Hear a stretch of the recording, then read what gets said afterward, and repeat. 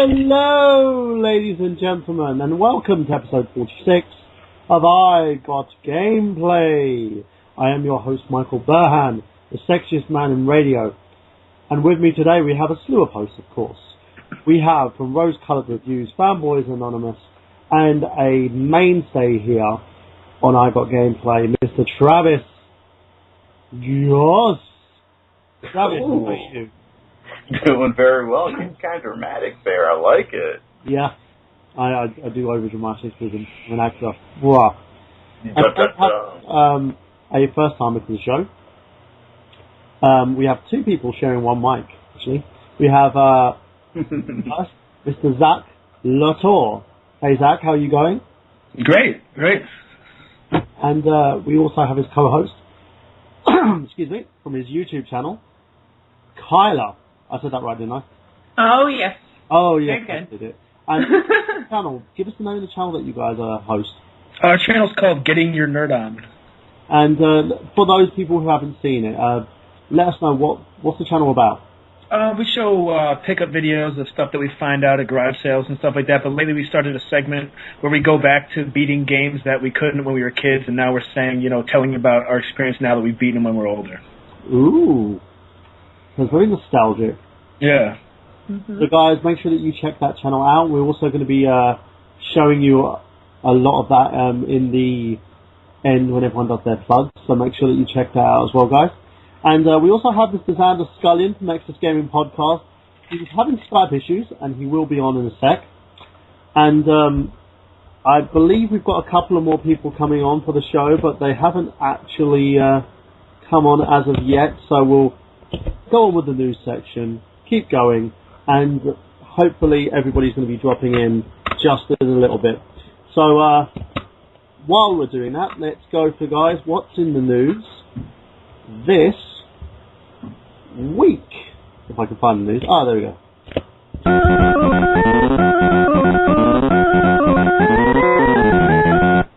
So we'll start with our first timer, Zach. What's in the news this week? What's up, Internet Wrestling community? This is Anthony Mango of SmarkOutMoment.com, a wrestling website dedicated to the smart marks like you and I. We break down and review every pay-per-view with predictions and spoilers, and you can catch our weekly podcast on YouTube for some smack talk. There's no rules here, and we show no mercy. You can follow us on Facebook and Twitter at SmarkOutMoment, where we analyze all the angles, shoot first, and kill kayfabe. That's www.smarkoutmoment.com. Why mark out when you can smark out? Oh, I'm sorry. I didn't know I was going to bring anything for the news. No problem. We'll move on to Travis quite quickly. So, Travis, what have you got for us? What's in the news this week? I'm going to start off a little bit some sad news for you guys. It looks like Chocobo Racing 3D has been canceled, according to the creator. Oh, what happened? Well, here's what happened. An upgraded Nintendo DS version of Square Enix's PS1 era mascot racer Chocobo Racing has ceased development. Creator Takeshi Tokita confirmed with Siliconera. Quote, the original Chocobo Racing was made by me, Tokita told Siliconera. Mm-hmm. But the one for the 3DS was a project being handled by someone else, and as far as I know, it has been closed. Now, if I made it, I would have made sure that it came out. Unfortunately, I was not. End quote. Chocobo Racing 3D was one of the first games Square Enix announced for the Nintendo 3DS, though very few details were revealed regarding the project beyond a handful of screenshots and a brief gameplay snippet. Rest in peace, little Chocobo, and you roam forever free in the great Choco Rodeo in the sky. That's kind of a bummer if that game was announced for 3DS before the system was launched. That's pretty sad. Oh, I agree with you. It's kind of weird, but in the same sense, you can understand what's happening, because in terms of Square Enix, they're not really doing that great handling their properties, are they?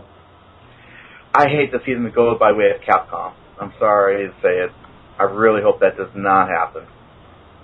because Capcom I hate to bring them in since they're kind of irrelevant to the story, but Capcom's not doing very well, and if this is the kind of decision that Square Enix is making, please, guys, please, don't make us worry.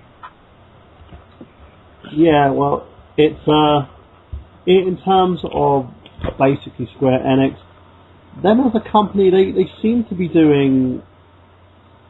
They seem to be releasing what they believe is hot. You know, they're not releasing anything that the fans want. It's the same sort of note that Capcom's been on quite recently. Hence, you know, the many issues that people have been having with these companies. What's your point of view on this? Yeah, well, that's a good point. I like the way that you put that about they're not necessarily releasing what people want. They're releasing what they think, that's going to sell. I know, like, everyone always says that they want Final Fantasy VII released in HD, like whatever, on the PS3, like brand new, and they refuse to put it out.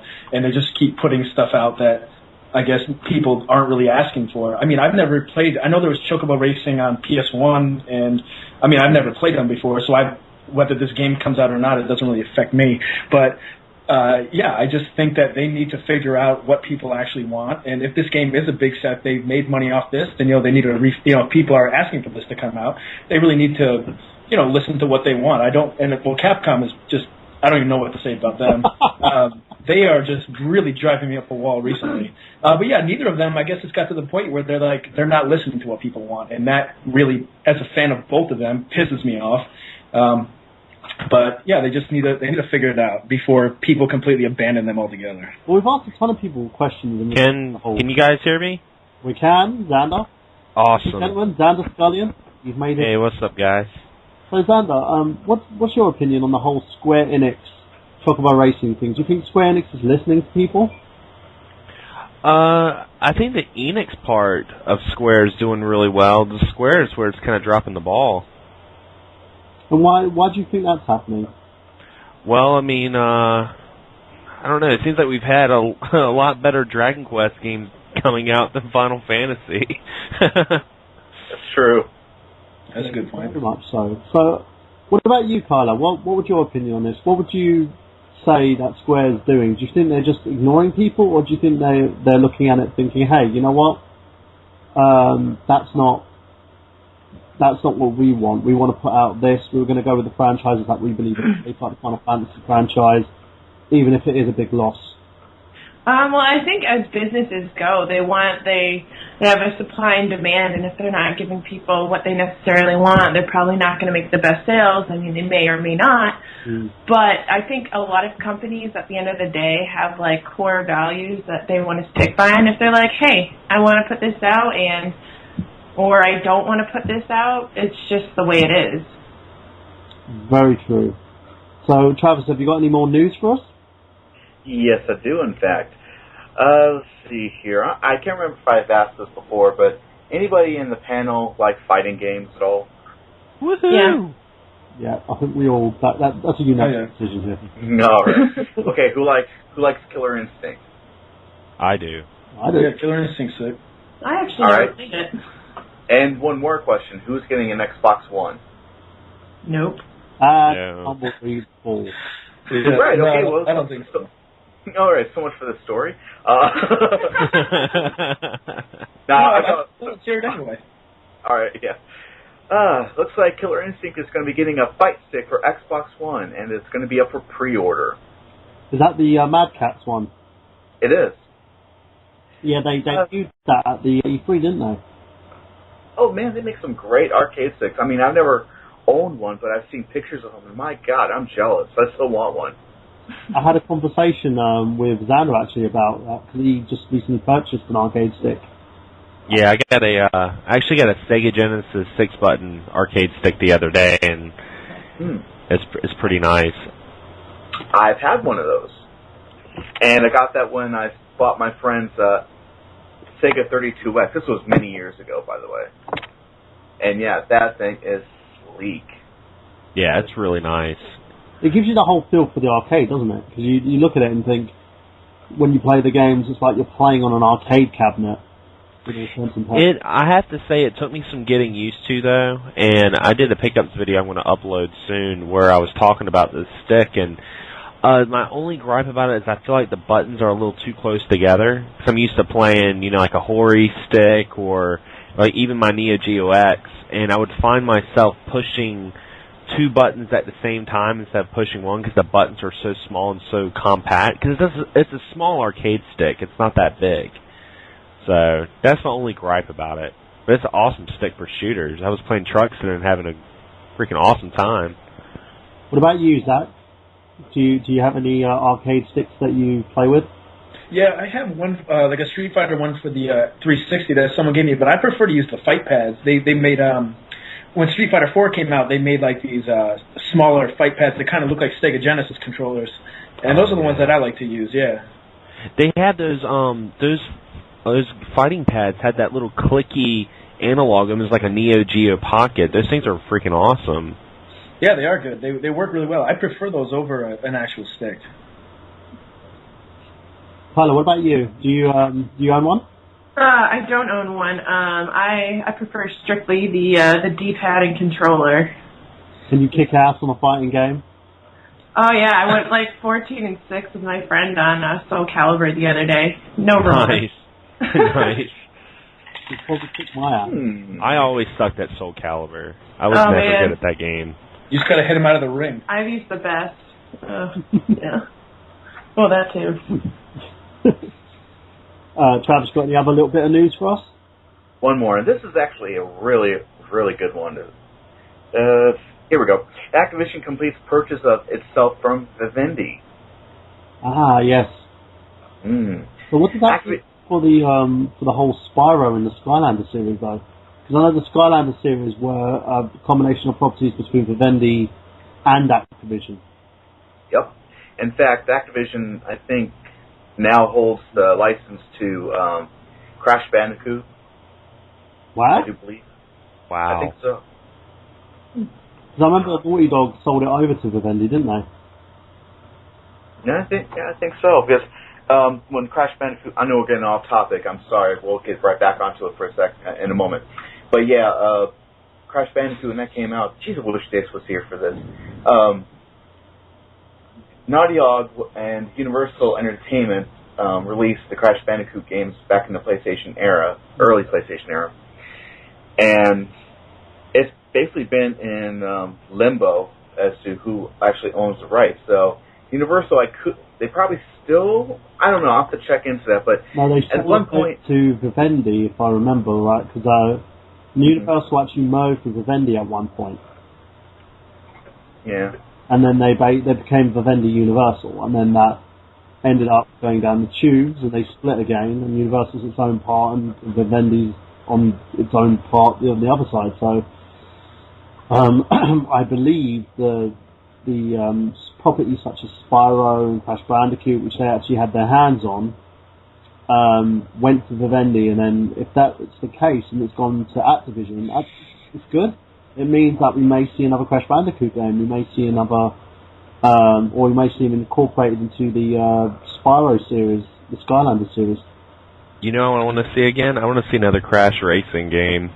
Oh yes, I still got CTR for the PS1. Nice. Might turn into an LP here real soon. Yeah, I'm just getting all these ideas because, well, I promise we'll get back to the story here in a moment. But yeah, next Saturday I'm going to officially launch Rose Colored Let's Play. So, nice. And the first game is going to be Sewer Shark. Awesome. So, Zach, Riley, what do you think of the whole Activision situation? Well, I mean, I'm trying to think of the last thing I even knew that Activision put out, but the whole Skylanders thing, that is a gold mine. Straight up. Those guys, whoever came up with that, I don't even know anything about it. All I know is you get figures and put them in a ring and you do something with them, but I see people buying those things all the time. Right now on me, and I'm a huge Skylanders fan, and it's because my kids. Yeah. I originally purchased Skylanders for the little ones because, you know, they love these types of things. It's a genius ploy to get children to take their parents to stores to buy something. It's very game orientated, you know, and they're really like overhead platformers. Okay. And it's very easy to use. You play different characters. If one character dies, you can put another character in, and You literally have over like 100 different figures to collect. It's a billion dollar industry that they have with these figures, because literally Disney are trying to get involved in it now because they see how well these things are going. Nintendo did with the whole Pokemon Rumble thing. Well, they did it badly. You know, and it shows you how amazing this whole process, this whole new layer to the industry is working. You know, a lot of people are like, oh, it's downloadable content. It's not downloadable content. It's a different thing. It's literally incorporating toys into gaming and putting the two great things together, because it means that, you know, there's collectibles for the kids, there's toys for them to play with, and there's also in-game characters that these toys become, so it allows them to get into gaming. But yeah, it's a good thing. Yeah, sounds good. Yeah. I mean... Yeah, go on. I'm sorry. Oh, no, that's it. No, I think that would be great if they did like a new Crash Bandicoot, like when they merge or whatever. Because I mean, I played the Tomb Raider Anniversary, which is the copy of the first one, which was amazing, and it was just as hard as I remember it, you know, as a kid. So I would imagine, you know, a new Crash Bandicoot would be just as fun. I think that'd be great. On that one. What about you, Xander? What do you think of the sale? What's it going to do for you? Does it matter? Do you think it's going to be something awesome? I think it's going to be cool. I'm not really that familiar with Skylanders. I mean, I've learned more about Skylanders just talking to you in the last, like, month or so than I've ever known about the series. But I would really like to see a new Crash Bandicoot and an actual, like, Spyro game, like, going back to the basics. Maybe even, like, an HD remake of Spyro the Dragon would be freaking awesome. I would love to buy that. Yeah, and, you know, looking at companies with HD remakes as they go at the moment, I would really like to see them actually do something with a gaming franchise, because I know Dace hasn't been the only one who's been screaming to the hills for a new for a new Crash Bandicoot game. But hopefully Activision's going to be listening to the fans, because you know, they do bring. They're a company that's probably in the same situation as Ubisoft. They're really well off at the moment because of a franchise they had kicked so much ass. So hopefully it's going to be something different. They're going to put their own little spin on it, and it's going to, you know, help in terms of re-realizing fans' dreams. And let's go on from that and segue on to you, Xander. Do you have any news for us today? Other than I picked up the new Pokemon. Picked up Pokemon X today, and you know, it's funny. I've been playing Pokemon since it came out back with like Red and Blue. I was like in middle school at the time, and you know, I enjoyed it. And then after a while, the Pokemon games started becoming like cookie cutter. It was just like if you played one, you played the other. The only thing that would change was the roster of Pokemon. But the way they did this game, the way they enhanced the graphics, they totally just made it, you know, that 3D world, almost like how they did like Final Fantasy 3 and 4 and like the Dragon Quest games, like that kind of top-down 3D look to it. Yeah. It's kind of refreshing, and I also like the fact that when you start out, they only like hold your hand for a little bit. It's not like when you start out in like Pokemon Black, where they act like I had never played a Pokemon game before, and it used to just get me so mad. It's like, this is Pokemon, blah, blah, blah. And I'm like, I just want to go in there and go to first gym and get my badge and start catching stuff. Yeah. So I'm really enjoying it. I'm probably about like 2 or 3 hours into it. But I got my first badge right before I joined the show, so I'm really enjoying it. Well, we've got another patron of the show, Sean Walker. He's actually completed the game. Oh, wow. It took him 23 hours to complete the game, and he did it within 2 days. Damn! That's awesome. Wow. It's just amazing how addictive these games still are. You know, even from when we were kids. Yeah, go on, Dana. And also, I don't know if you guys have talked about it yet, but about the Neo Geo X being pretty much, it's in the water now. They're not making it anymore. Yeah, what happened with that? Well, see. Let me rephrase that because there's actually, I was watching Alpha Omega Sin, and he was talking about Tomo and Neo Geo SNK Play More, where pretty much SNK Playmore, like, they saw the quality of the product of the Neo Geo X, and it's not the best system. Like, basically what they did is they took Tomo took an emulator they already had, a handheld emulator called, I think it was the Dodongo, and they pretty much redid it where it looks like they put an SNK logo on it. They hot glued a SD card inside the circuit board. It's not even soldered in. Oh, and Jesus. It's not even soldered in, and like and you know, when I bought the Neo Geo X, I bought it knowing that it was going to fail, just because I knew that Neo Geo has such a cult following. Like, there's people that either really, really love it or people that don't really know that much about it. Yeah. So I bought it knowing that it was probably going to sink, and it lasted a lot longer than I thought it was. But anyway, SNK was pretty much put a cease and desist, like don't make any more of these handhelds.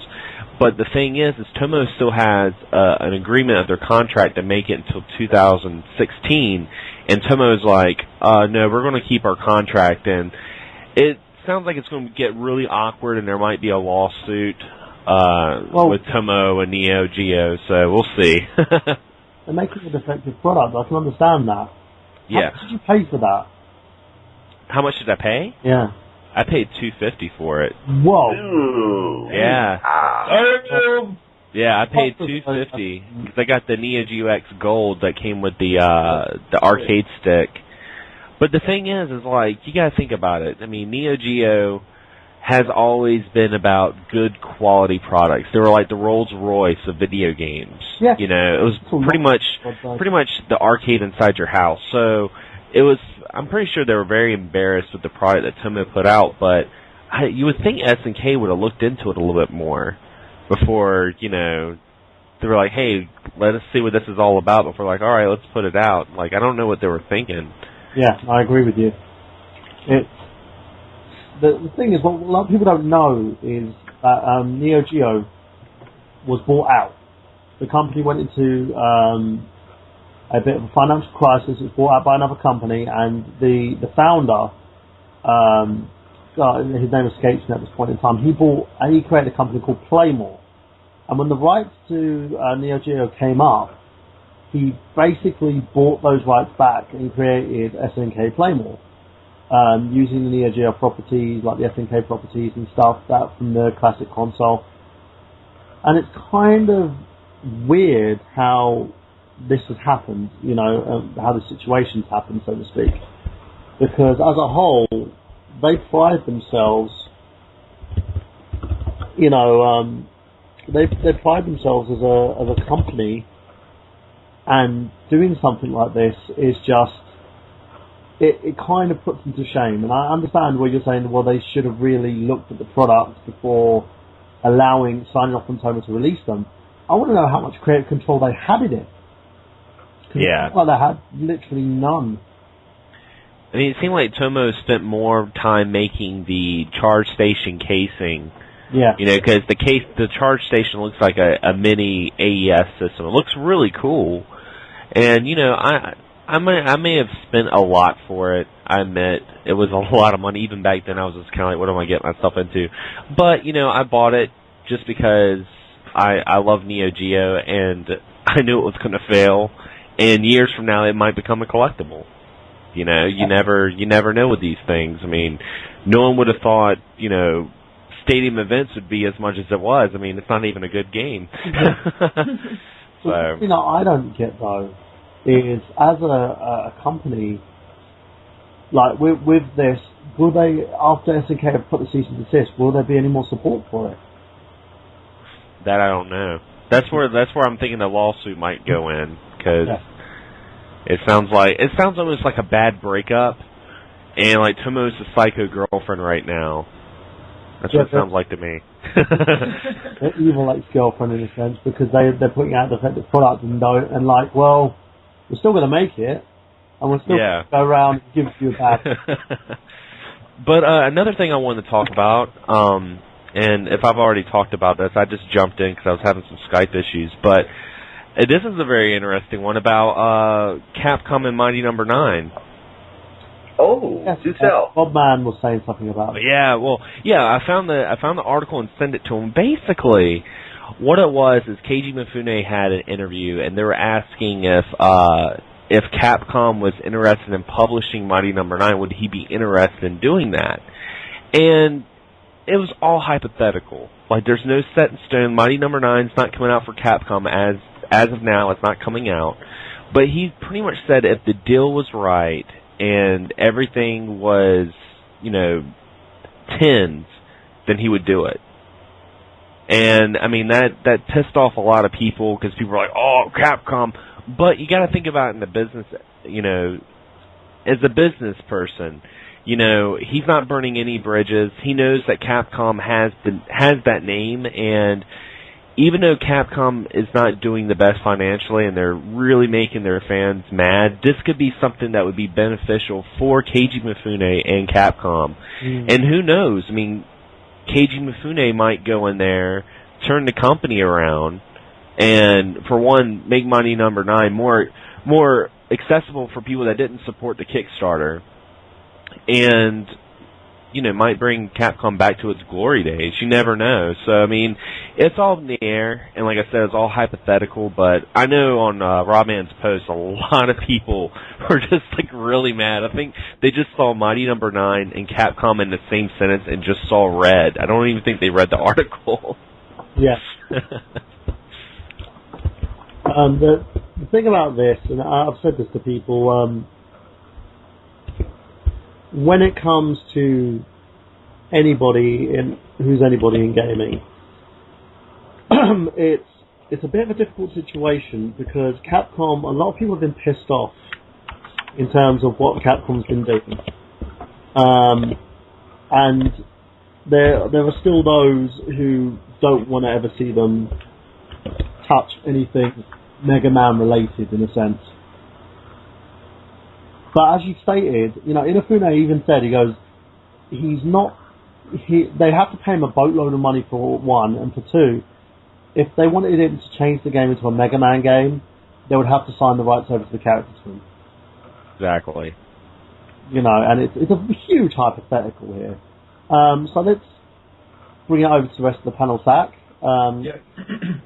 Clara, can you tell us what do you guys think of this? And do you think there is any, you know, like stone's throw possibility here that they would actually do this?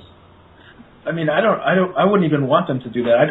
I'd go seek, you know, elsewhere. Like, if you look at the way Capcom treated, what is this, the 25th or 30th anniversary of Mega Man, whichever happened to be a couple years ago, and like they didn't even do anything for it. Like, they put out what that fan made that game, like the Mega Man game with the Street Fighter bosses or whatever, and they're like presenting that like as if, you know, they had done anything about it.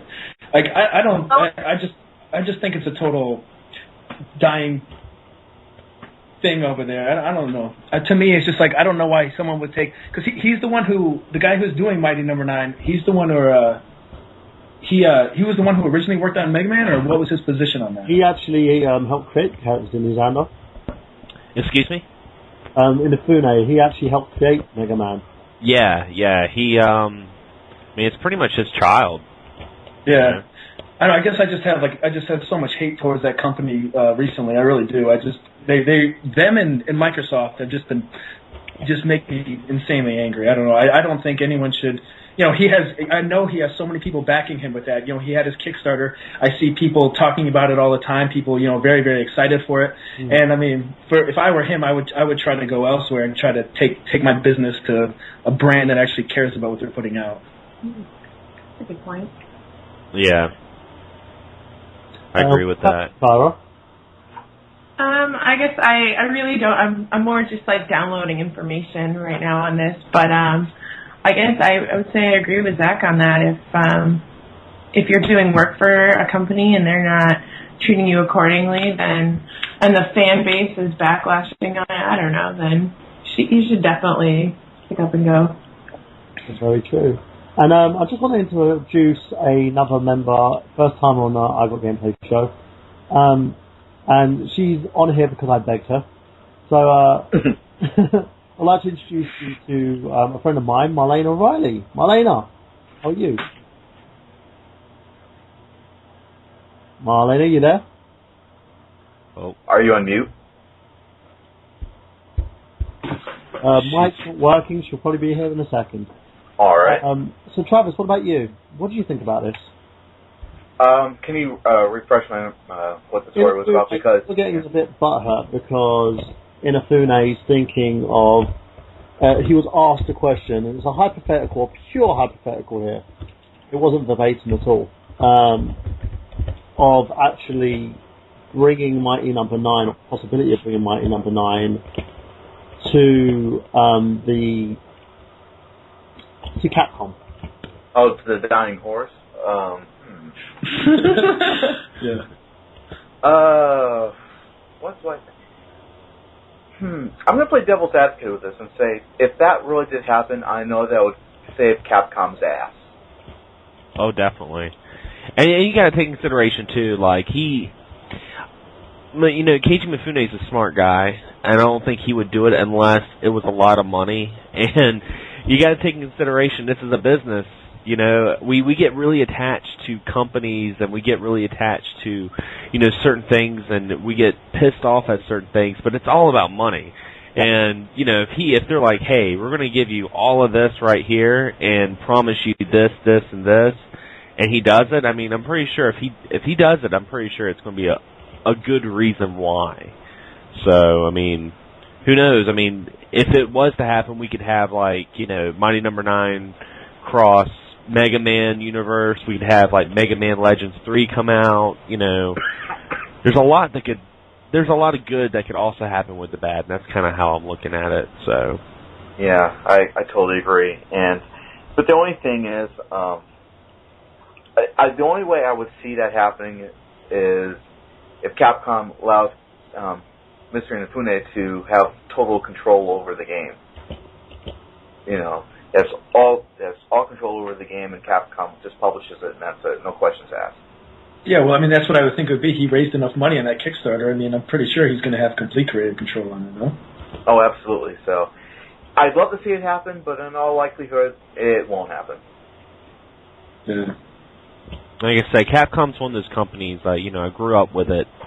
And, it's like it's like watching a dear friend just make horrible decisions, because I don't want to. We've seen a lot of game companies go under the years, and I'd really hate to see Capcom go under.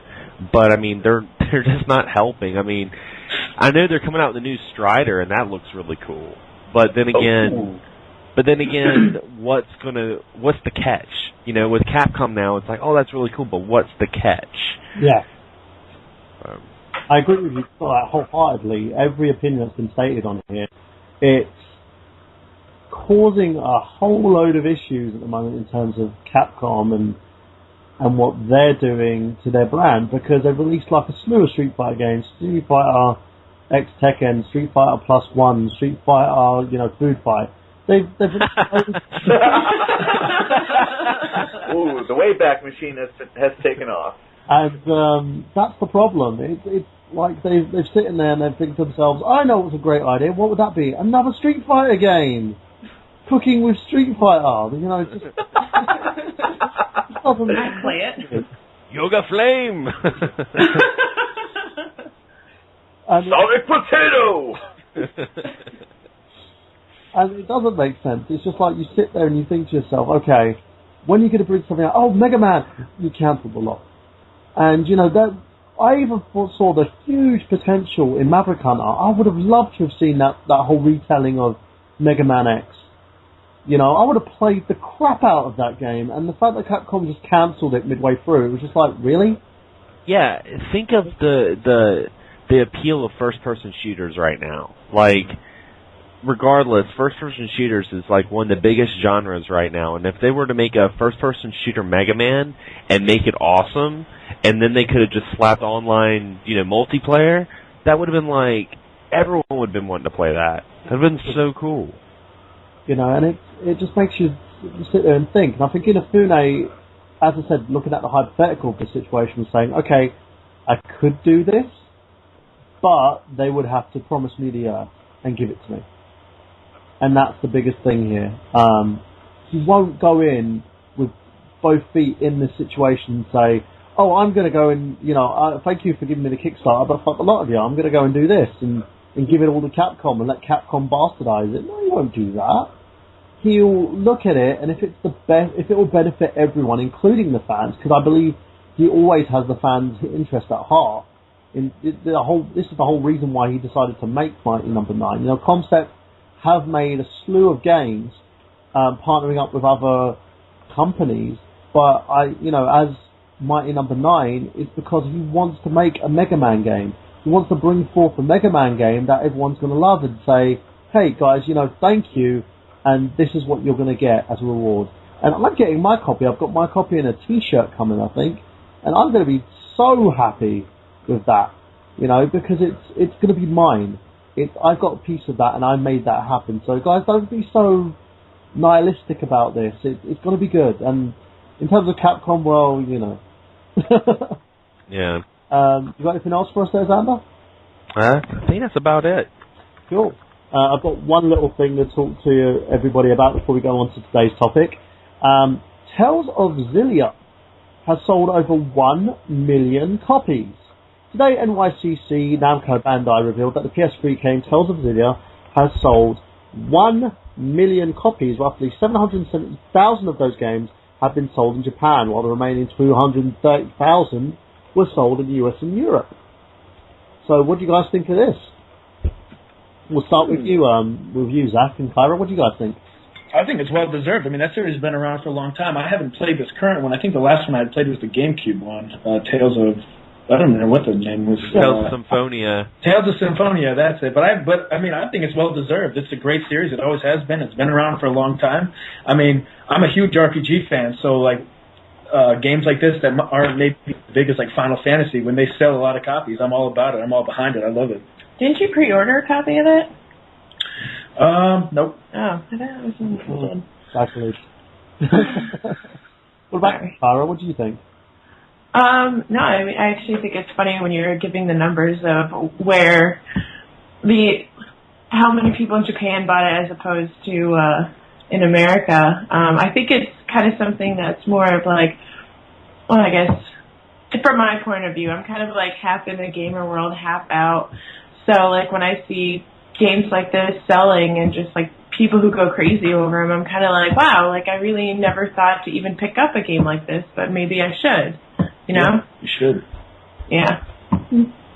Yeah. So, can you explain to us why you half in and half out there? Oh well, I mean, when my older brother was a gamer, and he's about 17 years older than me. So growing up, I used to watch him play all the time, and it was kind of I was a closet nerd. I never really took it full force until maybe 2 or 3 years ago. So. I don't know. That's why I'm half in, half out, I guess. You know what? I can understand totally. But, with my gaming experience, I had two great brothers who got me into gaming. One of them's basically, he just collects consoles now. He doesn't even play anymore. Literally buy the newest console and just leave it locked up in his room. I can literally pry his PlayStation 3 out of his hand. Oh, God. My other brother, he's an avid gamer as well, but he doesn't do it as much because he's trying to, study and he's doing loads of other things at the same time, but I've sort of kept with it. But I've only recently gotten really hardcore about it again because, with most things, you kind of get back out of it because you get such disdain with the way that things are being treated. It's not because you hate anybody, it's just more the fact that there are companies like Capcom, for instance, they're a big part of your childhood. I remember recently I got into a fight with Nintendo over my channel, and they tried to take my channel down and everything over me promoting one of their products. And there was a huge hoopla about it, and you're sitting there going, oh my god, what's the point of gaming if this is what I'm going to get? What's the point of doing stuff if they're not going to listen to us and we're going to sit there and all we're going to go through is just more hassle after hassle. But then there's that one game that brings you back, For me, the one game that kind of brought me back was, what was it actually? To go specific, I would say it was Assassin's Creed because I love the story in it. I love the story. I've got a big thing about the characters. and it also kind of had a little semblance of my life because I'm descended from the Moguls, and Assassin's Creed 1 had that whole huge like Mogul story going on in there. So I was like, oh, that's like me. I'm one of them. But it's really great, you know. Travis, what about you? What about the core topic we're talking about? Do you think this is a good thing? Oh, absolutely. I mean, fan base has been pretty strong, so I think it's just really special, I think. Yeah, Xander, what about you? I think it's good.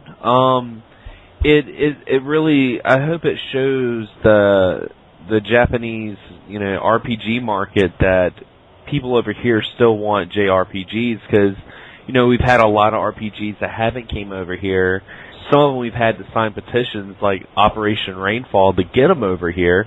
And, I know they're making a Tales of Xillia too, and hopefully, with the success of Tales of Xillia, we'll get a second one over here. So I'm hoping that we get that and a lot more awesome JRPGs, because there's obviously still a following. I wouldn't say there's as much of a following as there was years ago, but I feel like that it's a big enough market that they could still make some games, and hopefully they kind of see that.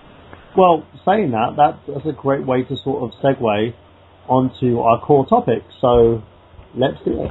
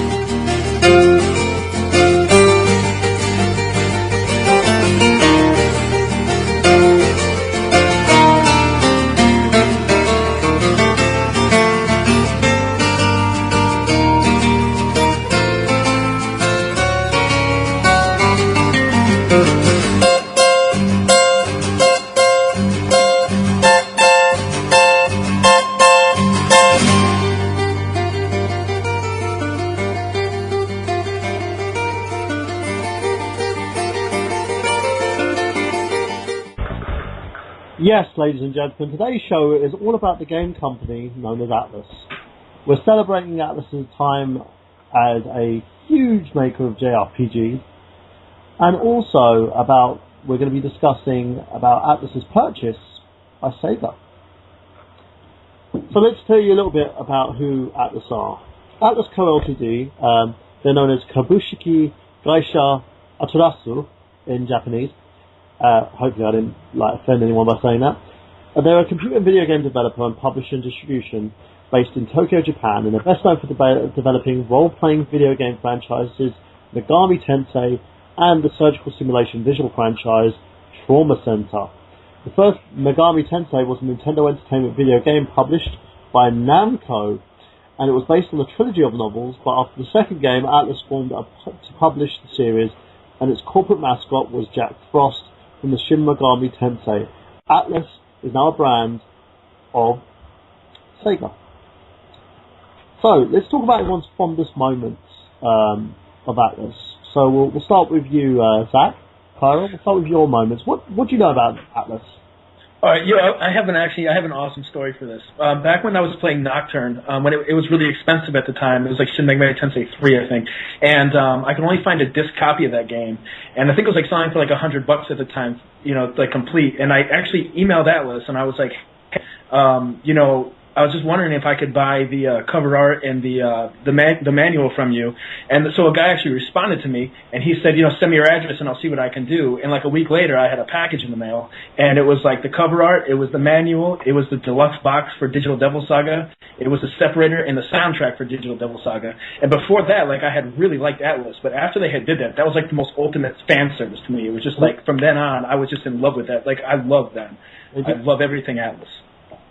They did that for free. They just sent it all in. Yep. Oh, okay. Yeah. And I thought it was awesome. Oh, cool. So what about you, Clara? What was your experience with the company? It's actually, to be completely honest, I have very, very little experience with them. I feel like the only game that I've ever really played was Double Dragon. No? No. Double Dragon? I'm sorry. Okay, anyway, I'm not so sure if she's played anything that Atlus has put out. Well, I mean, sometimes people are like, oh, hey, look at this game. I'm like, oh, Atlus. But, yeah. Yeah. No worries.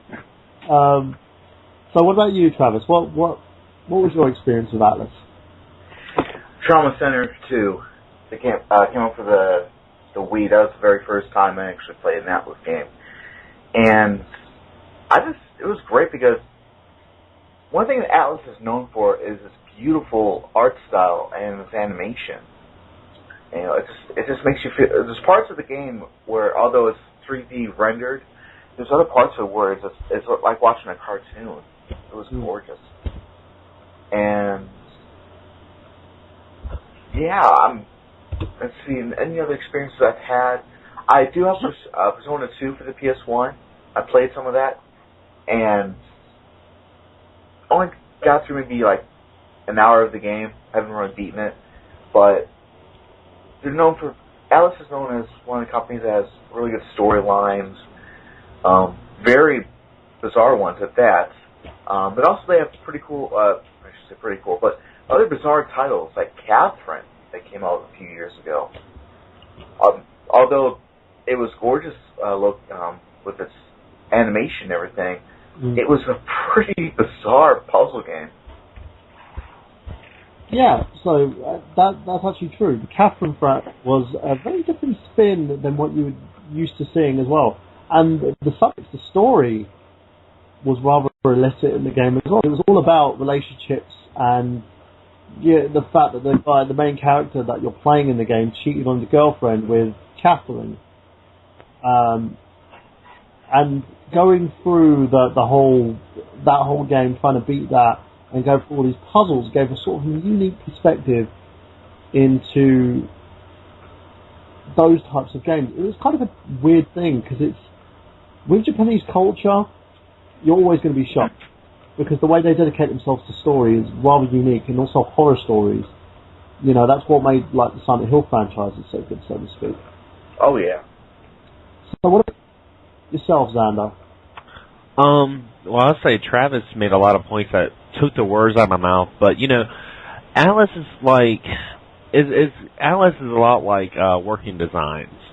You know, a really, really great company that unfortunately we don't have anymore. But it was like whenever Atlus made something, you knew you were getting something like top notch. You knew you were getting something special. Everything down from the packaging to the games itself, and that's one of the things I always liked about Atlus. It always seemed like, you know, especially in today's all digital world that's starting to become what it is.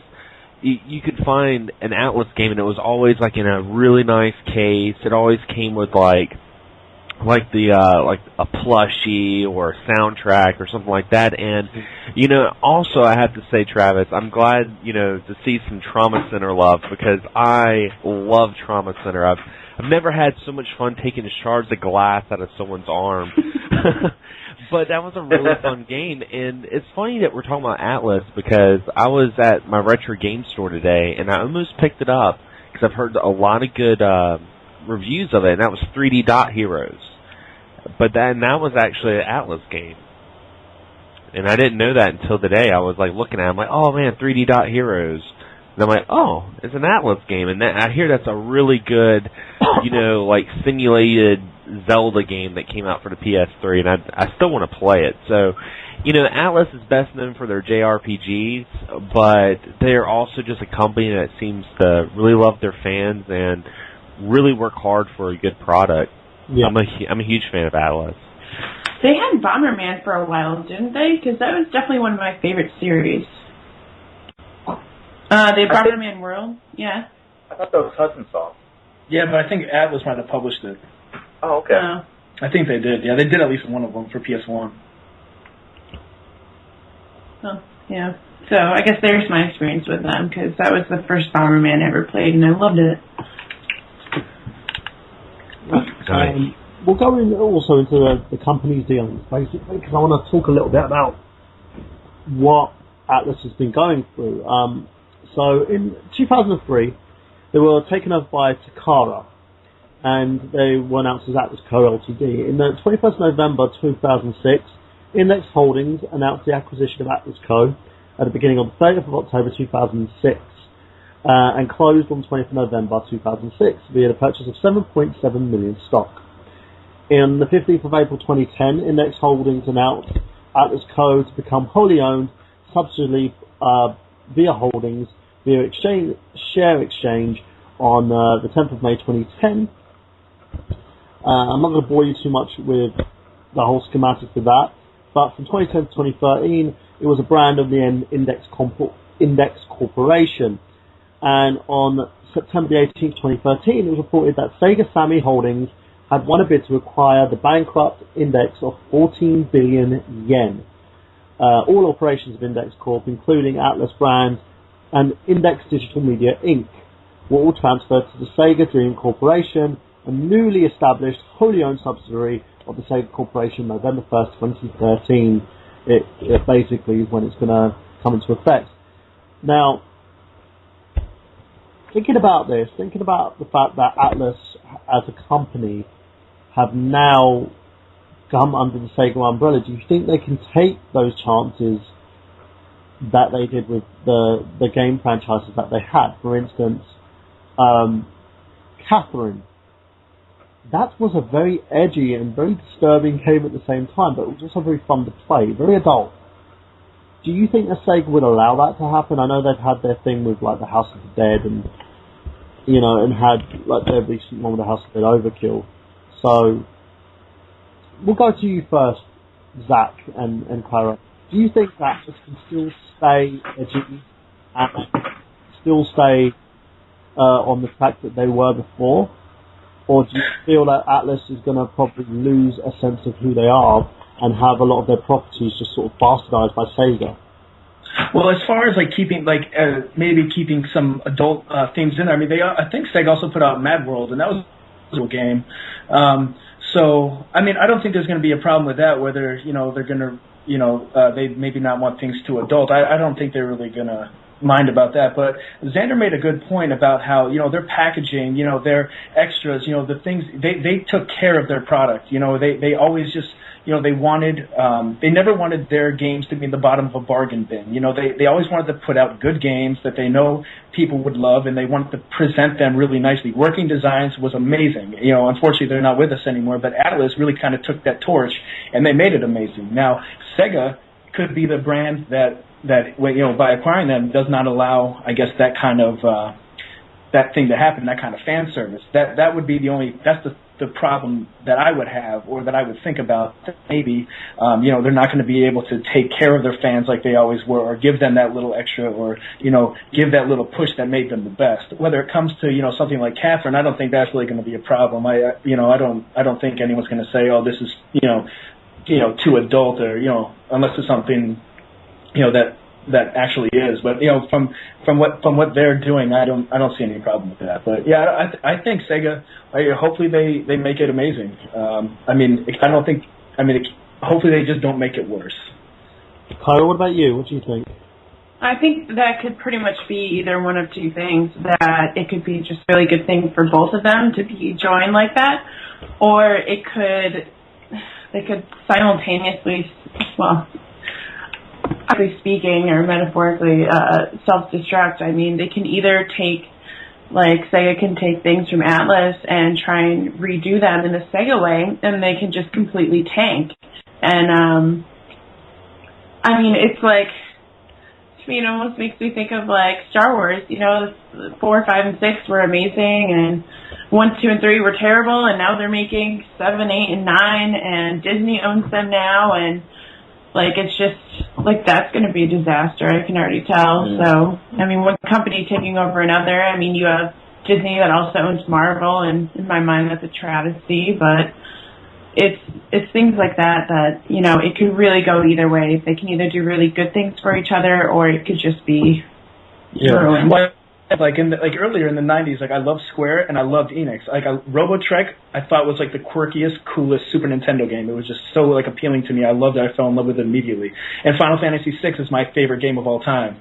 But when they've come together, I can't even say I've played really any Square Enix game. I don't think I've even touched one of them really. I've had no interest on what I've seen that I really wanted to even play something like that. So I don't know. I guess it could go either way. What about you, Xander? What do you think? Well, I'm a very optimistic person, and I like to look at the glass as half full instead of half empty. And I know a lot of people didn't like the decision. A lot of people were really upset, and I'm glad that Sega got it. In some ways, I wish Nintendo would have got it, for the sense that I think it would have been beneficial to Nintendo, because just imagine games like Persona and like these like really edgy games, and like if Nintendo wasn't, weird about it, if Nintendo got those kind of games, like I think that would open up a lot of people's eyes with Nintendo as a company. But I mean, Sega's always been known as being a little bit more edgier than Nintendo. I mean, you gotta just look at Mortal Kombat. Mortal Kombat on the Genesis had blood, had accurate arcade, finishing moves where Nintendo didn't. So I don't think Sega per se will do too much with the Persona. Maybe just, we might see some more games, but I think it might help both sides. Because, I mean, Sega's having some trouble right now. Some people are getting really upset about, Phantasy Star 2 not coming to the States yet. People really, really want that. And, maybe with Atlus coming in, be like, hey, Western market's not too bad. Look at Persona. Look at this. They want this game. So it could happen. So I think it'd be cool if it all works out, then that's great. If it doesn't, it's going to really suck. Well, like you, Travis, what do you think? I don't know. That's a good one. That's a very good question. I don't know. I really have no idea. Because think about it in this way: if Sega wasn't interested in Atlus properties, would they bid on it in the first place? Could be.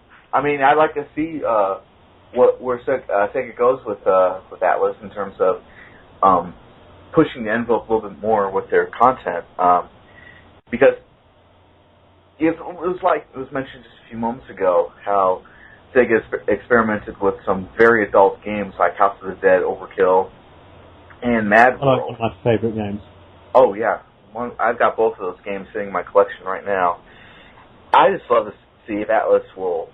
God, I hope there's not a Catherine 2. Just saying. But I would love to see. Why do you have a Catherine 2? Just want to ask you that question quickly. Why? What was the problem with that you had?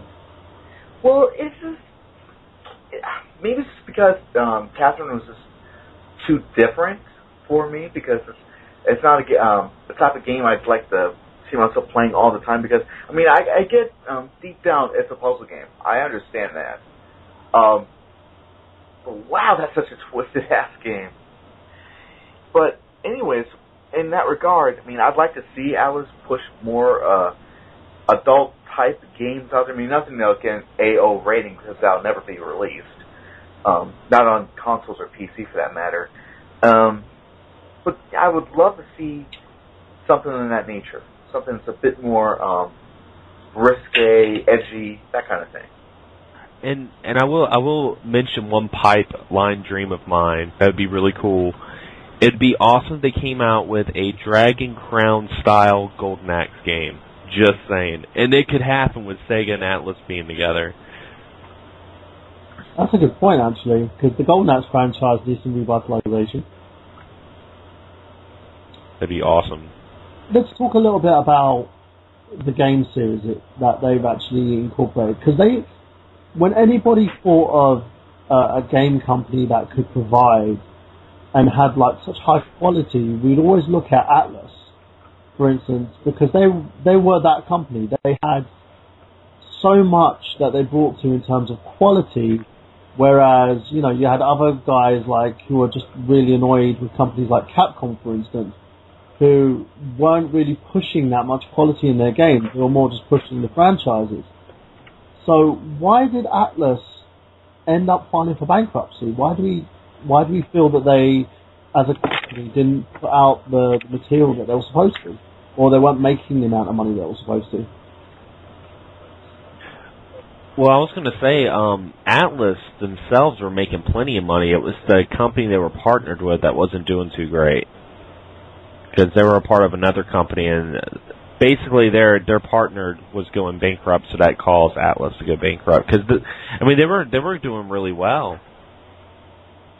So I mean, Atlus was doing fine. It's just the other company. I'm trying to get looking it up right now. I'm trying to get the name of the other company that was with them that wasn't doing too great. I believe it was the the Index Corporation.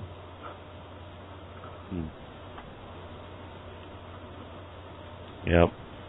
But yeah, because for me, it's a very weird story. They were like this big company. They were making money. They weren't doing as bad as most of these companies would be doing, but they didn't seem to be putting out the quality. They were putting out the quality, but they weren't making the sales. And as you basically so rightly put out, it's, they were still making money, but how much money were they actually making? Travis, what about you? What do you think about this? Do you think that Atlus, this will stop more of their niche games, more of their JRPGs, or do you think this will put out that Sega will be quite happy to, because they don't have their own approval anymore. They have to go to Sega if they want to put these games out. Anything. Do you think Sega's going to allow them to go outside of the box and not just look at certain properties? See, that's another good question. I think that, we all can agree that Atlus makes like the most unique games in the world. That's a given. And Sega, I gotta be honest, a lot of games that Sega has been coming out with have been kind of safe. You know? Look at the Sonic series, for instance. Yeah. Even though the Sonic games weren't that great, they were still making money, so they kept churning them out. They had like a ton of Sonic games for the Wii. They've now partnered up with Nintendo to make Sonic games for the Wii U and the 3DS. So they were making money, but they weren't necessarily that high quality of game. Yeah. So if that's the case, I really don't know what Atlus will do.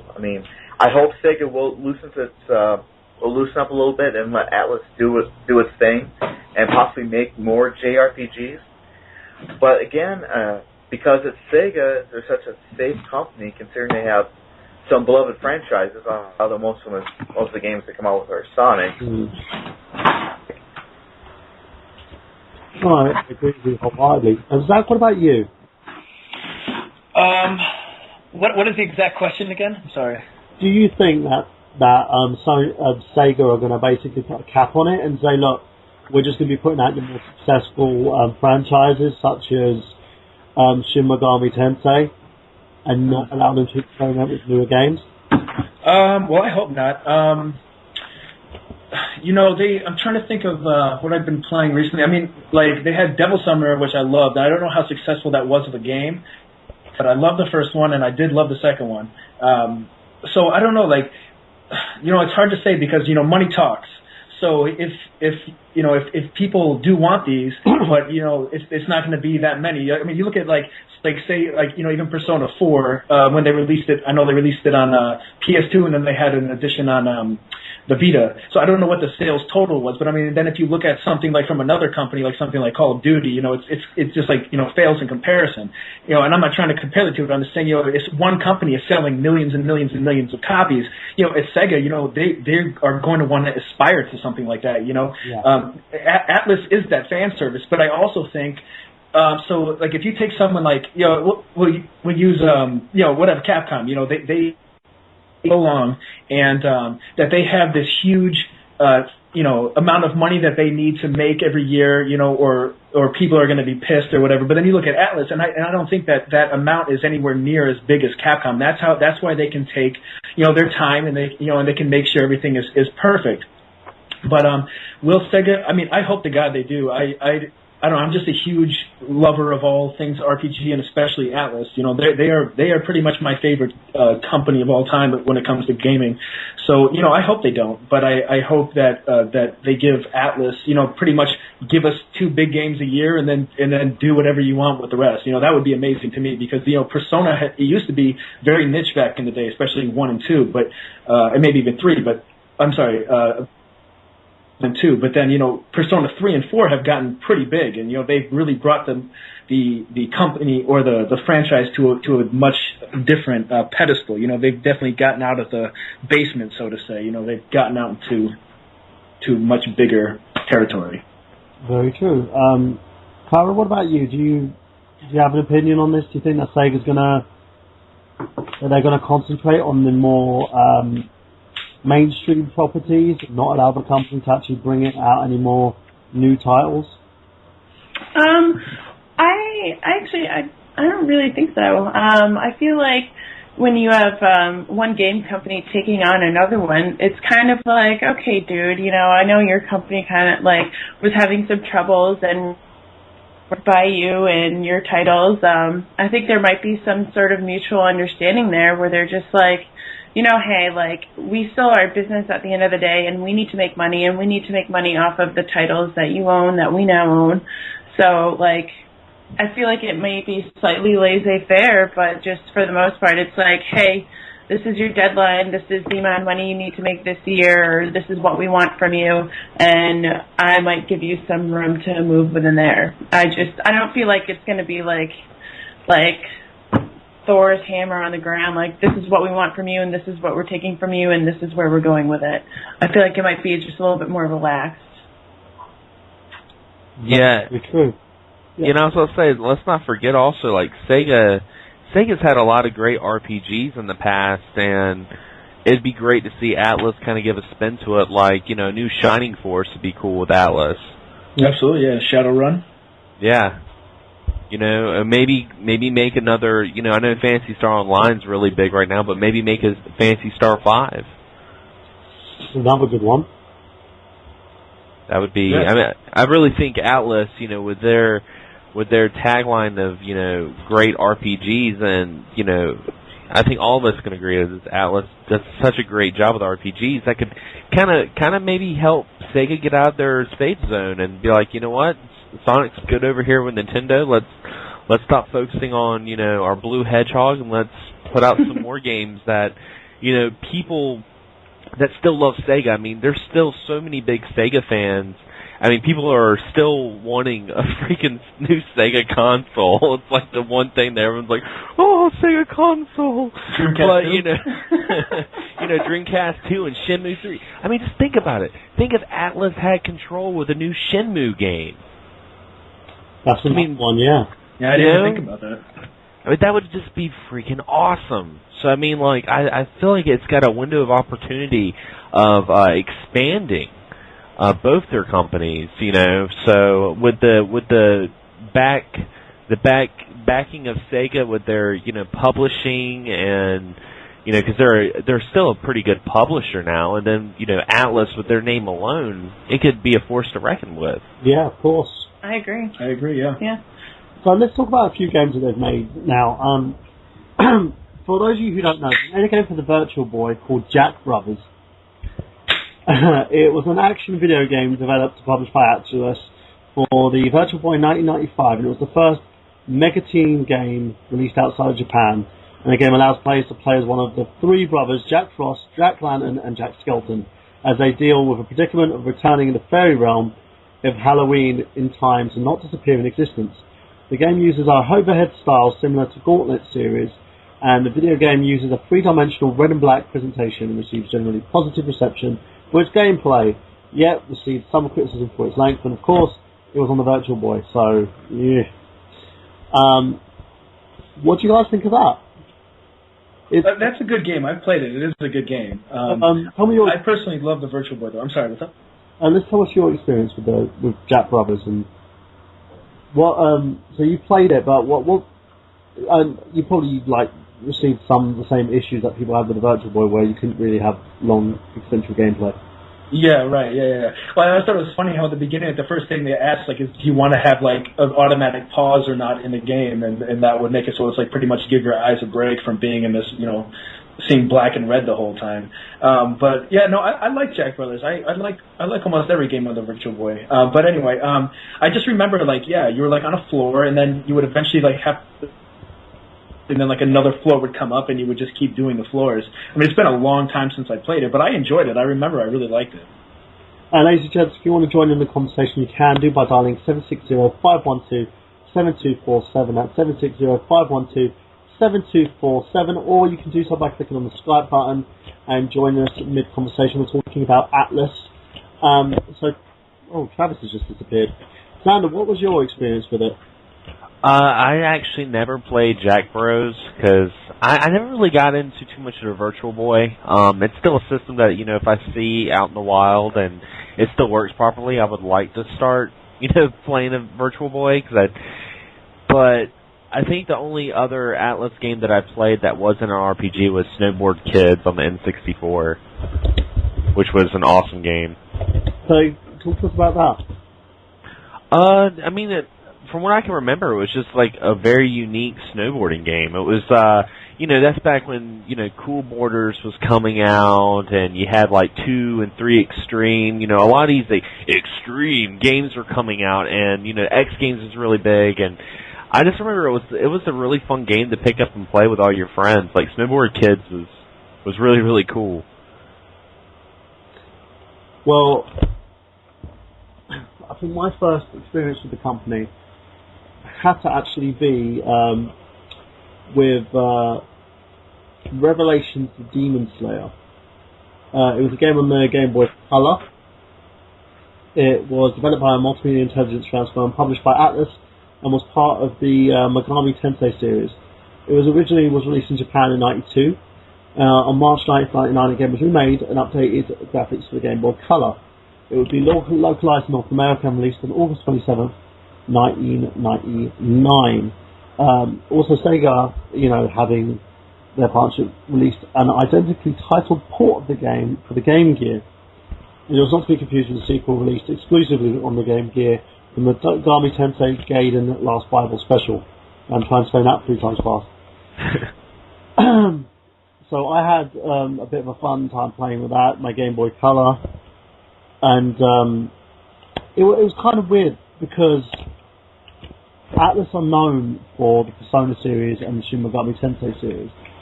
They weren't usually known for anything else in them, apart from recently when the Catherine series were released. When that game came out, everybody started understanding who Atlus was, but they were such a very big game companies in terms of producing JRPGs, in a sense. But they worked on utilization on ports of Japanese titles. They checked out role-playing games.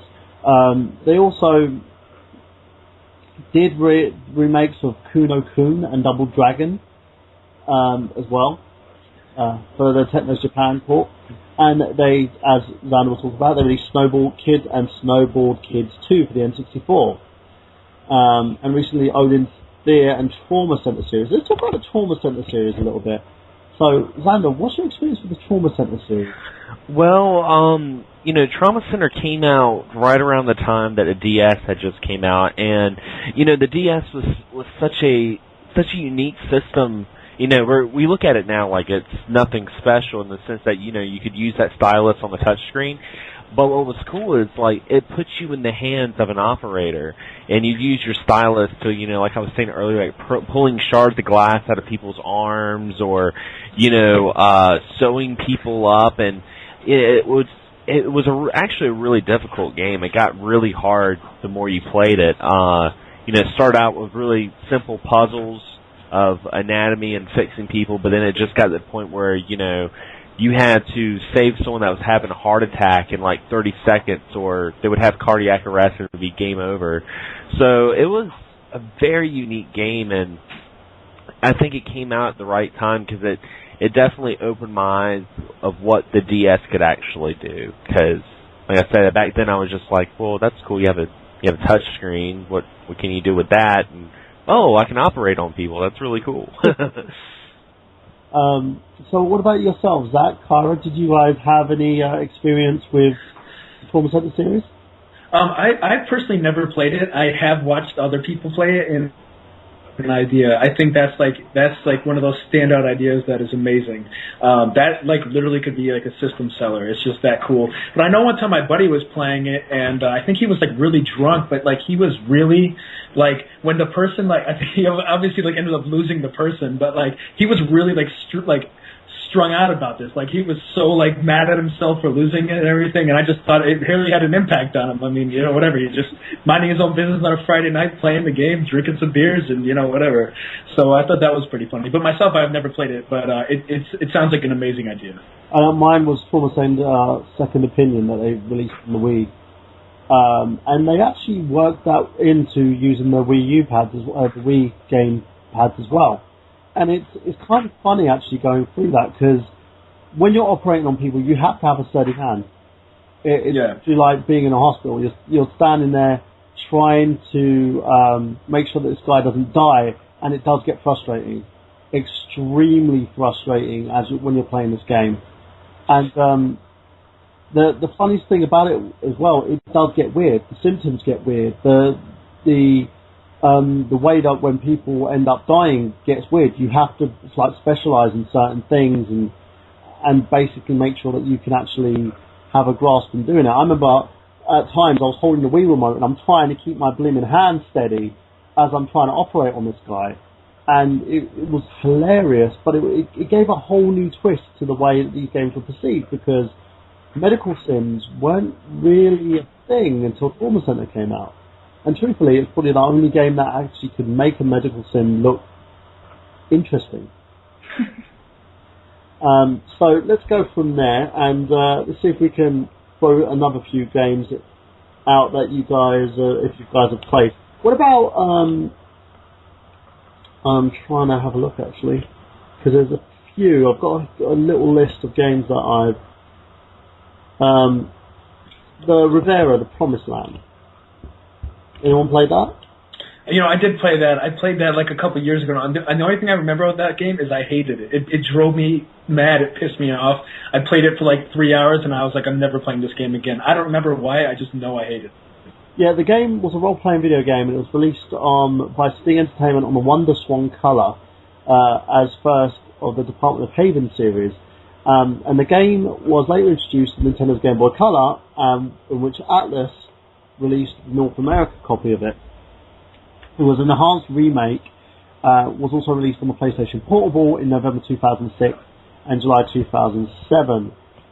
Players take the role of Ian, the Grim Angel who must battle against demons, as well as the antagonist Grim Angels, to seal away the four fundamentals of an evil known as the Accursed. He is accompanied by four heroines, Fia, Lynn, Serena and Chiera, as well as his cat-like familiar Rose. Rivera also contains the dating sim elements, as the hero can achieve multiple endings and supporting characters through decisions made through the game. So yeah, it has some dating sim elements. That's kind of weird, taking an RPG and adding dating sim elements to it. Was that one of the reasons why you hated the game? No, I played the one for the Game Boy Advance. I mean, at the point, I don't remember ever any dating sim things even happening. Riviera, right? Yeah. Yeah.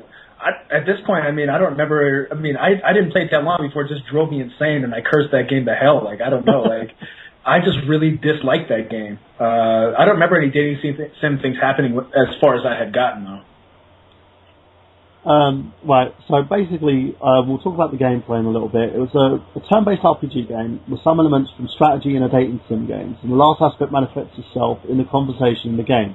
Ian will often have a favour, either Fia, Lena, Serena, or Chiera over the others in the scenes in which the characters interact with each other.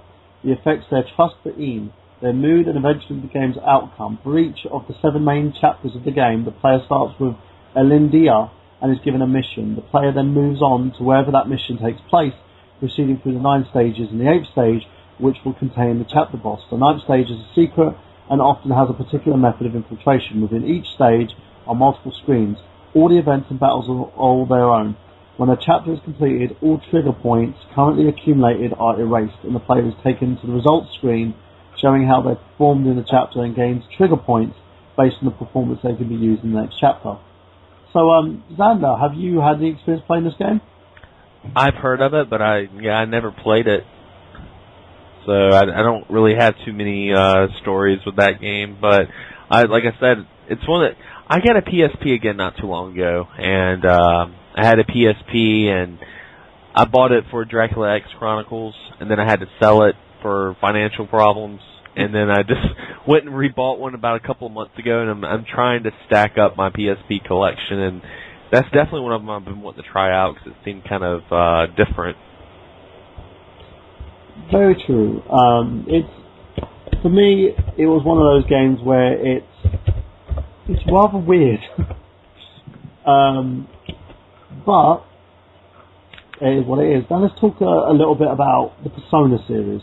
Because I know people, Sean Mitchell, who's a former member of the RGG team, hopefully he's going to be back at some point. He has a huge thing about Persona 4.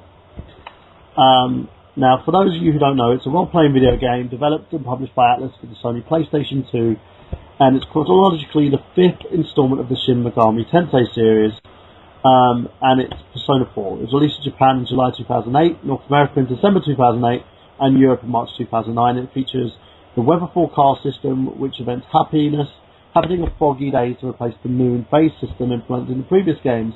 An enhanced remake on the PlayStation Vita called Persona 4 Golden, which Sean's currently playing, was released in Japan in July 2012, North America 2012, and Europe in February 2013. And instead of the city locales from the previous games, the series Persona 4 takes place in a fictional Japanese countryside and is indirectly related to both Shin Megami Tensei Persona 3 in terms of gameplay, story and production, and Persona 2 duology in terms of confronting one's shadow self.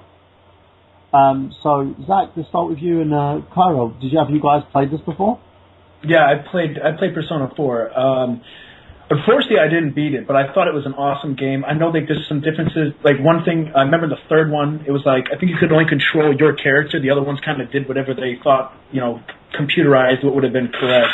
But that you could I think command every person, and I really liked it. Like I liked how I remember you could have jobs and you could check the forecast and you could go into the television, and then I just thought it was a really well made game. I had a lot of fun playing it. Unfortunately, back when I had it, I was in a military environment, so I wasn't always home. But to sit there and play long games, but I really liked what I had played, and I definitely got to sit down and finish it. But it was a great game. I did not like it more than I liked Nocturne, which is Shin Megami Tensei 3, but still really did like it. So tell us the differences between Persona 4 and Nocturne. Well, Nocturne, for one, it was you only had so you only have the main character, and all the the support characters. It's almost like a Pokemon type idea. You have to collect demons. So when you're in a fight, you can talk to somebody, and if you have what they want, or you can answer their questions, and then they will come to your side. So now you can fight with them. The problem still is though, if there's the four of you fighting and you die, the game still ends. So it's really unforgiving. Nocturne is insanely unforgiving. And Persona 4, it's still difficult, but it's nowhere near as difficult as Nocturne. I did like the idea of collecting different,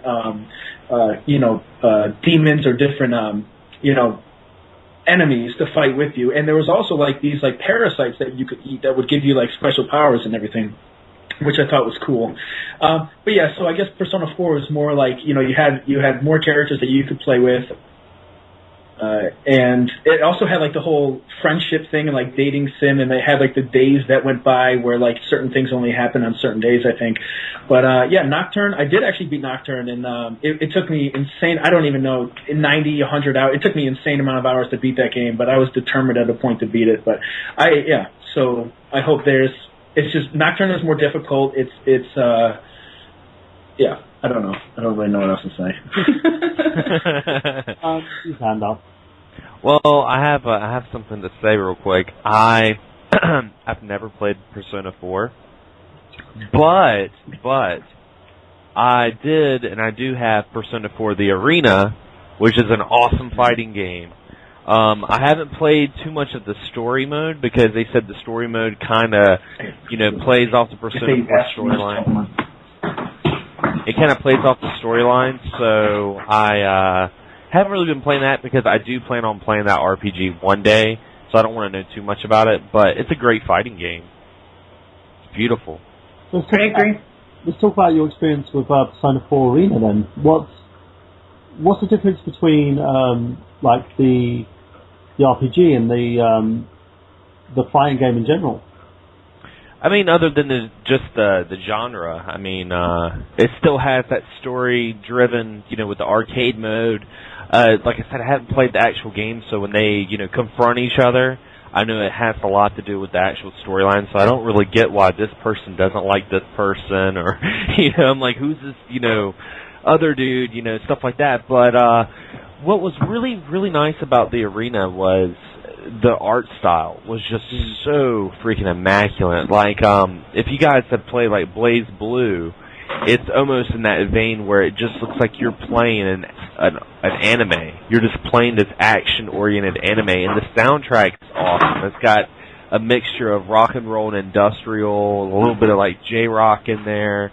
I really enjoyed it. I think I got it for Christmas, and I think my guitarist in my band, when he bought it for me, I don't really think he was thinking of it as a fighting game. He just saw it was Persona 4, and he knew I was wanting to play it, and he was just like, I'm going to get this for him. So at first when I was just like, oh, this is the fighting game, he was like, oh, well. I'm like, no, that's still cool, because I like fighting games. So if anything, it got me more intrigued to play Persona 4, because now I kind of want to know the story to the fighting game a little bit. Very true. For me, I have to admit as well, I've never played the Persona series, but I've always heard from Sean, who was sitting there like, well, buy Persona 4 Golden, you have to buy it. It's great, you have to buy it. And listening to Zach actually talk about it as well, it sounds like a very different experience in terms of RPG series. It has a very different layer to it in a sense, and as you said, it's not similar to most turn-based RPGs because of the fact that if your character dies, you're dead. You don't actually have of the other characters actually in the game itself. Now, before we're going to go into the last little bit about Atlus now, before we go into the plugs, ladies and gents. So I want to do a little standoff on the company itself. I want to talk about the most enjoyable moments that you've had with an Atlus game. So we'll start first with you, Zach. What was the most enjoyable moments that you've had, like, playing an Atlus game? I mean, it has to be when I beat Nocturne, or when I don't know, like, just Nocturne took me so long. Like, that game just made me so angry and took me so long that, I mean, it took me, like, months to beat that. I took, like, a month break in between playing that game. It was just, like, it was just so intense. It's so difficult.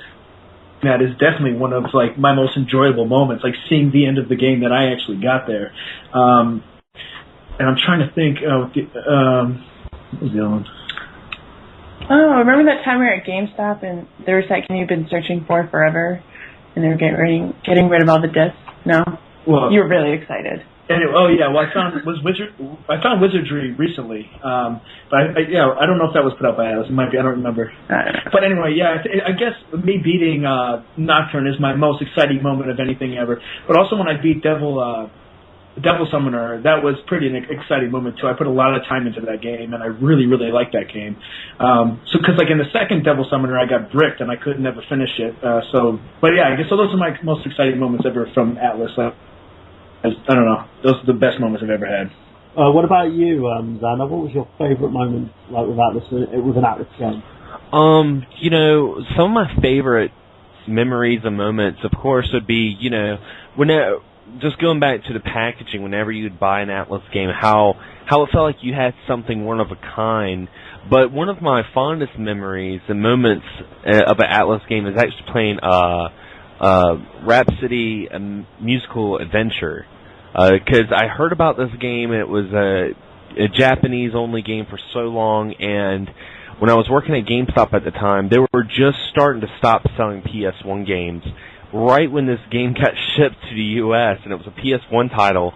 And I remember doing stock, and I didn't know that this game was in the stock, and I'm sitting there going through all the games, putting them in alphabetical order, and I see it, and I was just like, man, this is that game I was talking about. And I remember taking it home and playing it, and it's an easy strategy RPG. It's not hard at all, but, you know, me loving classical music and stuff like that, I thought it was very unique in the sense it had, like, you know, musical F&V sequences, and the battles were very fast-paced, and I thought it was a really good game.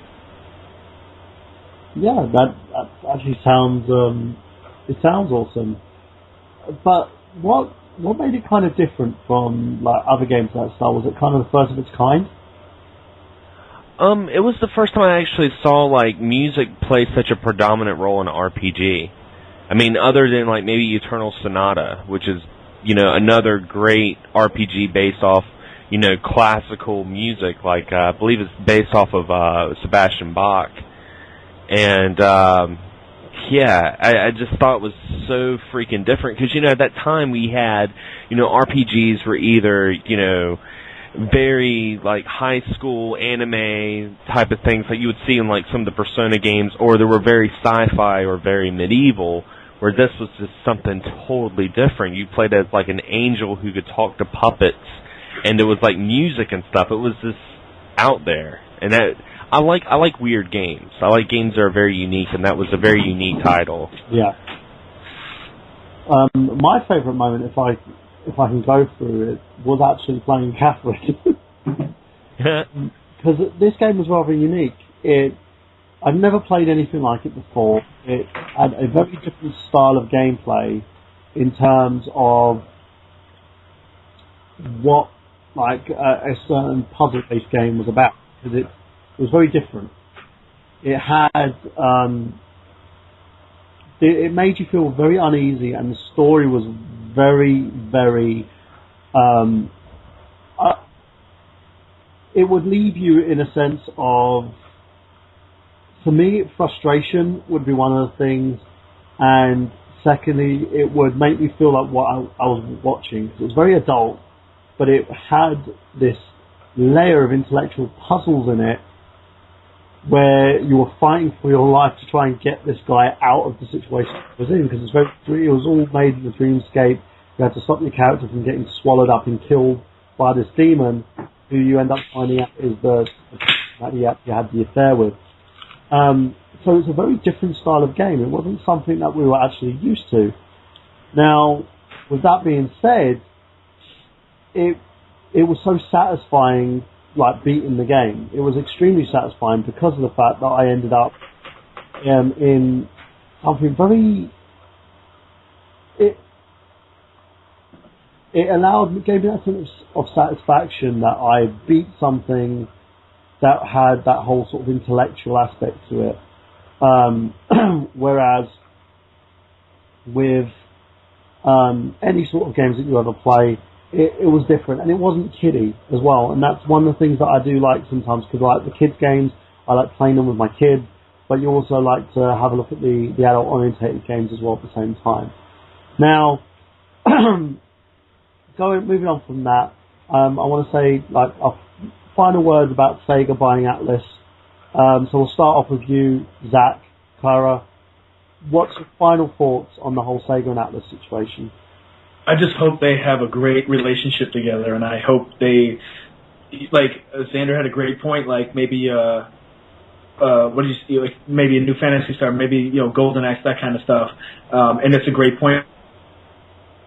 Can top, make better what Sega brought to the table, and maybe Sega can make better what Atlus brings to the table, and they can just have a great relationship together. And the one thing, like, I hope that doesn't happen is that the quality of Atlus, I hope, does not go down. So I just hope that they both have a great relationship together, and they both help the other one become better.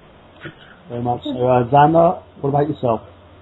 About the same. Like I said, I'm looking at the glass half full right now, and I hope that both their qualities they have in the gaming industry, I hope they use their strengths to continue to make it a bigger company as a whole, and I hope we see games kind of like that comes in states like Sega Gaga, on the Dreamcast. Something that I could see Atlus doing. An RPG simulator of working in a Sega company, battling PlayStation.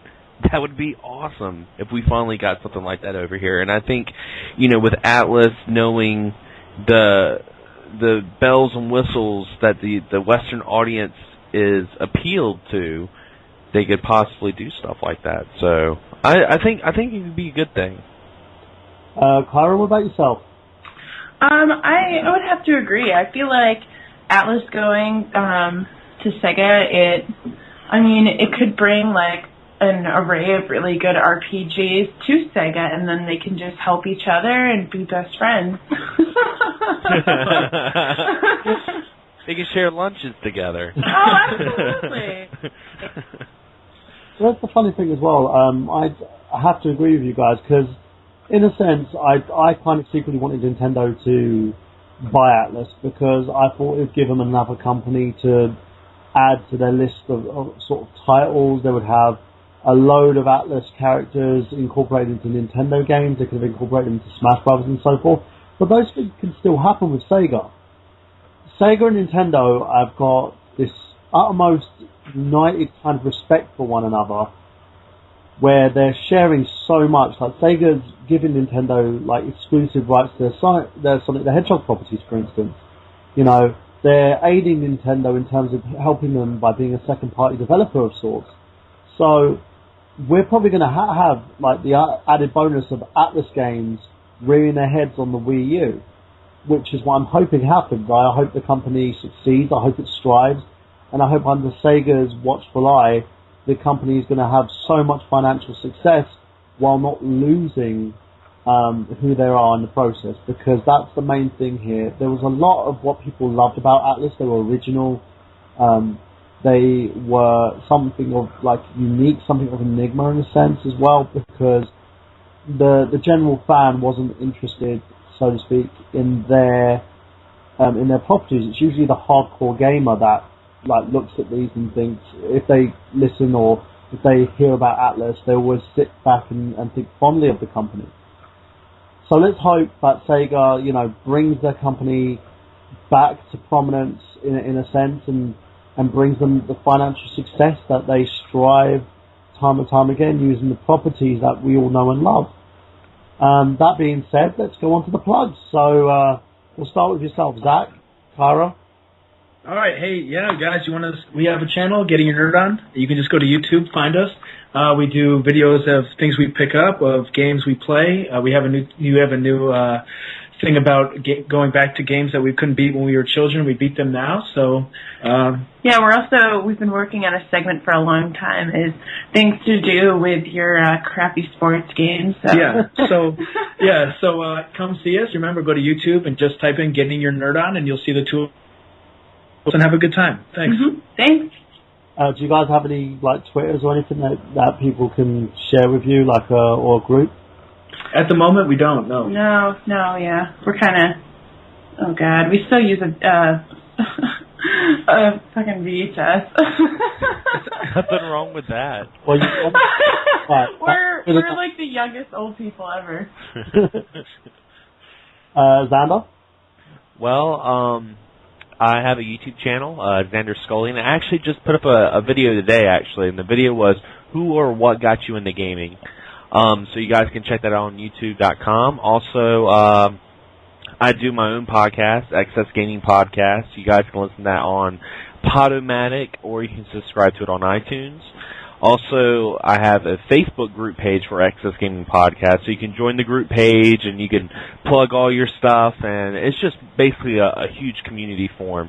And I do have a Twitter, but I don't tweet as much as the average Rockin' Robin. I don't do that much on Twitter. I should, but Twitter's just Excess Gaming Podcast on Twitter. And also, one last thing, I'm a part of the Game On Network, and it's a network of a bunch of various YouTubers and podcasters, and you can visit that website with that's www.gameonnetwork.wordpress.com. So you guys can check it out on there as well. Guys, check that out. Make sure you check out Xander's podcast because he's extremely awesome. I am subbed to his YouTube channel as well. Zach and Kyra, I'm going to make sure I sub myself to your channel and take a look at all the goodies that you guys have to hold on there. So, for those of you people that don't know me or don't know my channel, go to youtube.com/TheNerdGenius. I'm trying to get partnered up at the moment because I've got a whole host of goodies, including this Job for Hire, which is a TV show which Xander actually does the music for. He composes for it. Yep. Travis recently did an episode where he was playing a character on the show as well. And also, you can check out my numerous vlogs. I had to talk about gaming. I do like some comedy stuff. I do Movie File, which I was doing 100 movies in 100 days, but now I'm doing one movie file a month now because of my several issues with Nintendo. But hopefully that's all been rectified now. I had a very funny copyright claim quite recently by people called the LO Network. So if you guys have been like going through that as well, just leave a comment on facebook.com/iGoTGameplay. And I want to hear about like your copyright situations that's been going on the YouTube channels as well. Because there's been a lot of guys going around telling fibs. And if you want to buy a t-shirt you like, and you want to support, and you want to buy a snazzy t-shirt like the one I'm wearing at the moment, you can do by going to nerdgenius.spreadshirts.net or nerdgeniususa.spreadshirts.com. You can get all different sizes from XL, XXL, large, and also has does like female sizes and everything. They're awesome t-shirts. I'm wearing my I Got Gameplay t-shirt now. I love it. And soon enough, guys, as always. Don't forget Travis. Oh yes, for Travis as well. Just want to quickly give him a few plugs, guys. Go to youtube.com, Rose Colored Reviews. He's also got Rose Colored Let's Play. He'll be doing a Let's Play channel as well. Muppet Babies will be his next review, and he released a trailer for his Let's Play channel as well. And he and he'll be doing 2 parts on the 19th, from the 19th of October, of Sewer Shark. And for myself, Michael Burhan, for Xander Scullion, for Zach, for Kyra, and also for Travis. Remember, guys, that we've got gameplay. Have you?